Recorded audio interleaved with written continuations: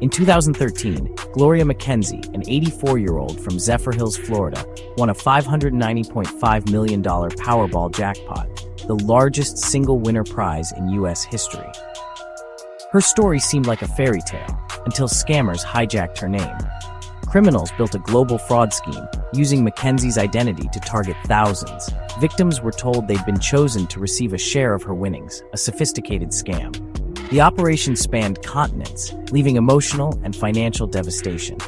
The real Mackenzie's name became a mask for greed. The Mackenzie scam is a stark reminder, even the most inspiring stories can be twisted for evil. The fairy tale became a cautionary tale for the digital age. To understand the scam, we need to know the real Gloria Mackenzie. She was a retired teacher, a widow, living quietly in a modest Florida home. When she won the lottery, she chose privacy and retreated from the spotlight. With little public presence, scammers invented a generous, fictional Mackenzie. They created a public persona, an angelic philanthropist eager to give away millions. The real Mackenzie was private and cautious, the fake one, outgoing and generous. The mythology around Gloria Mackenzie was entirely fabricated. The lesson: even the quietest lives can be hijacked in the digital age. The fake Gloria Mackenzie scam wasn't a one-off. It was a years-long campaign. It began with mass emails promising life-changing money. As technology evolved, so did the scam. Scammers built fake social media profiles, sending friend requests and personal messages. Victims felt a false sense of connection and trust. They even set up convincing websites for the Gloria Mackenzie Foundation. The process was cold and calculated, a factory for heartbreak. The web of deceit was vast, intricate, and relentless. The result: countless lives upended, all in the name of a lie. The scammers' greatest weapon was psychology. They were masters of social engineering, building rapport and urgency. First, they established an emotional connection, talking about faith, family, and destiny. Victims were told they'd been chosen for a reason, making them feel special. This bypassed skepticism and appealed to hope. Then came the catch: to claim the millions, a small fee was required: processing, legal, or tax. The amount was always small compared to the promised reward. This is classic advance fee fraud. Once emotionally invested, victims were more likely to pay. The scammers sent forged documents, certificates, bank statements, legal agreements, all looking official. They used spoofed emails and phone calls, appearing to come from real organizations. This added credibility and urgency. After the first payment, more fees followed. Always another problem, another deadline.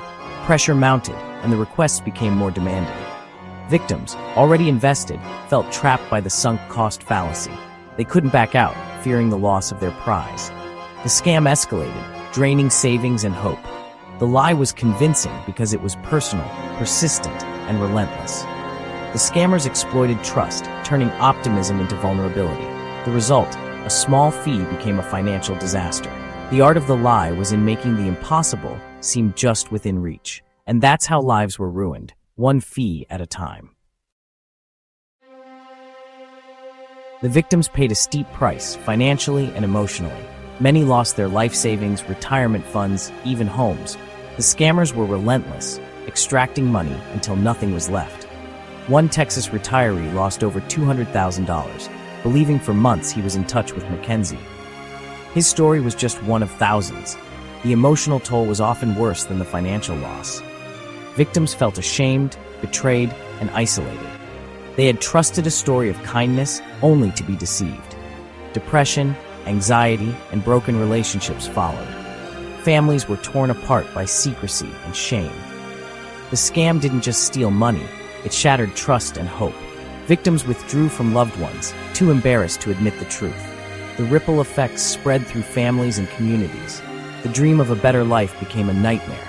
Vulnerability was weaponized, and hope was turned against the hopeful. The true cost can't be measured in dollars alone. It's seen in broken hearts and lost faith. The crime was cruel, and its scars ran deep. For years, the scam operated unchecked, a ghost in the digital machine. But eventually, the pattern emerged. Similar stories, similar losses, all linked to Gloria Mackenzie. Law enforcement agencies worldwide began to connect the dots. The breakthrough came through collaboration, FBI, Interpol, and others sharing information. They traced money transfers and digital footprints across continents. The trail led to a network based in Nigeria, a well-organized syndicate specializing in advance fee fraud. Investigators used digital forensics and traditional police work to identify the culprits. Email headers, social media accounts, and bank transactions revealed the scammers' identities. The digital ghosts became real people. One key figure, Osagali Collins, a central player in the operation. He and his team crafted lies, manipulated victims, and ran dozens of similar scams. The investigation exposed the scale, not just Mackenzie, but many other stolen identities. It was a full-time criminal enterprise. The syndicate's reach was global, its methods sophisticated. The unraveling was slow, but relentless. Piece by piece, the deception was exposed. The scam's architects were finally unmasked. The digital web had a human face, and justice was closing in. The arrest of Osagali Collins marked a turning point in the fight against cybercrime. In 2018, after a complex investigation, Collins was extradited to the U.S. and prosecuted in Texas. The case was a landmark, proving that international borders couldn't shield cybercriminals. Prosecutors presented overwhelming evidence, emails, financial records, and victim testimony. The trial revealed the cold, calculated nature of the scam. Collins was found guilty of conspiracy to commit wire fraud and related charges. He received a long prison sentence and was ordered to pay millions in restitution. Other members of the syndicate were also arrested and prosecuted. The case disrupted a major criminal network. It was a victory for law enforcement and a warning to scammers everywhere. The investigation required international cooperation and cutting-edge techniques. The conviction brought closure to victims, acknowledging the seriousness of the crime. It didn't erase their pain, but it delivered justice. The case showed that digital anonymity isn't absolute. Cybercriminals can be found and held accountable. For the victims, it was a small measure of vindication. For the world, it was proof that justice can reach even the darkest corners of the internet. The fake Gloria Mackenzie scam is a warning for us all. Scammers constantly invent new tricks, but their tactics remain familiar. The golden rule: if it sounds too good to be true, it probably is. Legitimate lotteries never ask for fees to claim a prize. Be skeptical of unsolicited messages, especially on social media. Watch for red flags, new profiles, few friends, poor grammar. Never share personal or financial information with strangers online. Verify identities. Search online for known scams. Protect your personal information. Scammers use details from your profile to target you. Set privacy settings high and share only with trusted contacts. Treat your data like your wallet. Guard it closely. If you're targeted, report it. Don't be embarrassed. These criminals are professionals. Reporting helps law enforcement and protects others. Use resources like the FTC and FBI's Internet Crime Complaint Center. By reporting, you fight back and make the internet safer. Knowledge and vigilance are your best defenses. The ghosts of greed are always lurking, but awareness is your shield. Stay alert and help others do the same. The Gloria Mackenzie case is more than a lottery story. It's a lesson about the digital age. Her name became a symbol of both hope and exploitation. The scam shows how easily good stories can be twisted for evil.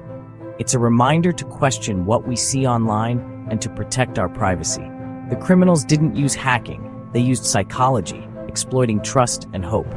The damage they caused lingers in broken dreams and lost faith. Mackenzie's retreat from the spotlight was wise, but her silence was exploited.